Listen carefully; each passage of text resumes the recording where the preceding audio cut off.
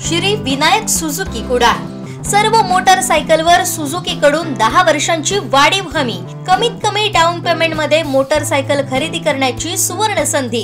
त्वरा करा, संधीत मर्यादित कालावधीसाठी, नियम आणि अटी लागू। अधिक माहितीसाठी संपर्क साधा 9423 98 97 81 आणि 9423 98 97 82।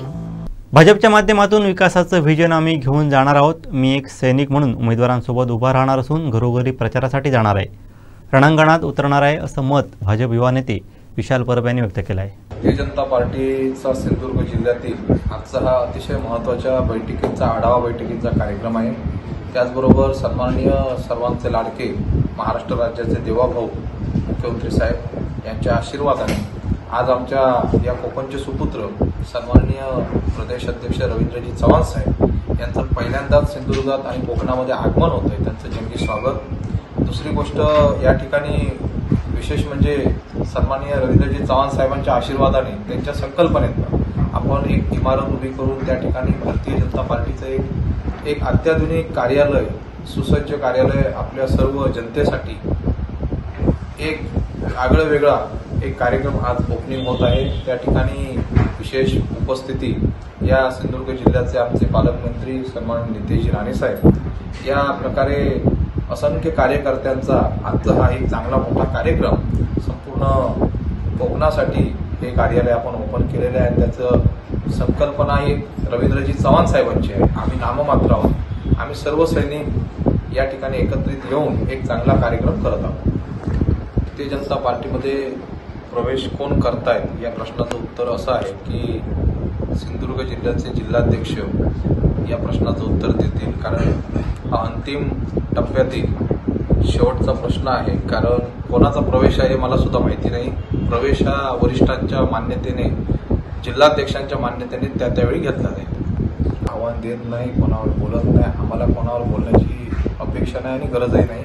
आम्ही सैनिक आहोत जनतेचे, भारतीय जनता पार्टीचे सैनिक आहोत, पण जनतेचे सुद्धा सैनिक आहोत। जनतेने आमच्या बाजूने कौल द्यावा असं आम्ही नक्कीच सांगू। कारण या ठिकाणी सावंतवाडी म्हणा, वेंगुर्ला म्हणा, सर्व नगरपालिका या भारतीय जनता पार्टीच्या नक्की येतील निवडून। याचं कारण असं आहे की आमच्याकडे व्हिजन आहे आणि व्हिजन फक्त कागदावर नसून मी स्वतः या रणांगणामध्ये उतरलेलो आहे। मी घर टू घर पायाला भिंगरी बांधून मी सावंतवाडी म्हणा किंवा वेंगुर्ला अनेक ठिकाणी मी फिरणार आहे। कारण मला एकच माहिती आहे की या ठिकाणी रोजगार आणि हॉस्पिटलचा प्रश्न अतिशय गंभीर आहे, महत्त्वाचा आहे। आणि आपण कोणावर टीका टिप्पणी करण्यापेक्षा मी मागच्या अनेक प्रेसमध्ये सांगितलं की आपण आपल्या जनतेला काय देऊ शकतो, पुढच्या 5 वर्षात आपण काय डेव्हलपमेंट आणू शकतो। सावंतवाडी, बारामती, पुणेच्या दिशेने जायला पाहिजे, हे माझी प्रामाणिक भावना आहे। इंदापूरची नगरपालिका बघा, आपण मिरजची बघा, पाठीमागे असलेल्या सर्व नगरपालिका पुढे गेल्याने आपण इथेच आहोत।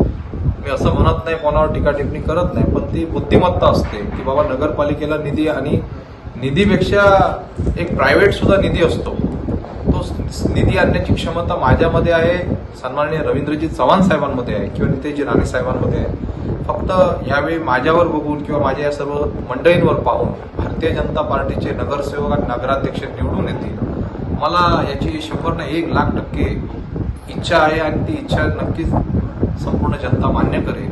वेंगुर्लामध्ये सुद्धा नगरपालिकेमध्ये सन्माननीय गिरब साहेब आहेत माझ्या बाजूला, त्याने तर पूर्ण महाराष्ट्राला चांगलं वाटेल असं एक अत्याधुनिक कार्यालय त्यावेळी त्यांनी काढलं आणि नगरपालिका कशी असावी हे वेंगुर्ल्याने दाखवलंय। आणि ही नगरपालिकेचा एक डेमो होता। आता ह्याच्या पुढे याच्यामध्ये मी त्यांच्या साथीला आहे, चव्हाण साहेब आहेत, राणे साहेब आहेत, सर्व मंडळी एकत्र आल्यानंतर वेंगुर्ला आणि सावंतवाडी अत्याधुनिक कशी होईल याचा नियोजनाचा आराखडा आम्ही काढलेला आहे आणि तो नक्कीच सत्कारामध्ये होणार आहे। येणाऱ्या काळामध्ये भारतीय जनता पार्टी ही जगामध्ये, देशामध्ये, राज्यामध्ये आणि तळ कोकणामध्ये एक नंबर राहणार। बघा, आमच्या सन्मान गिरब सरांनी सांगितल्याप्रमाणे पहिलं म्हणजे प्रवेश कोणाचे होणार हा विषय पक्षाचा आहे। मी सैनिक आहे, मी कुठल्या पदावर नाही किंवा कुठेच नाही आहे, मी कार्यकर्ता म्हणून कार्य करतोय। आमच्या जिल्ह्याचे जिल्हाध्यक्ष असतील, सन्माननीय प्रदेश अध्यक्ष साहेब असतील किंवा पालकमंत्री साहेब, हे सर्व ठरवतील आणि ते ठरवल्याप्रमाणे होईल।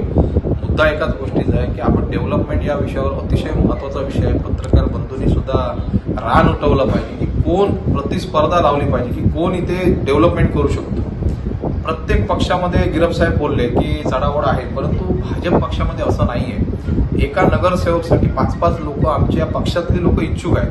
5 गुणिले 20 करा, 20-5 100 नगरसेवक आमची मंडळी होण्यासाठी इच्छुक आहे.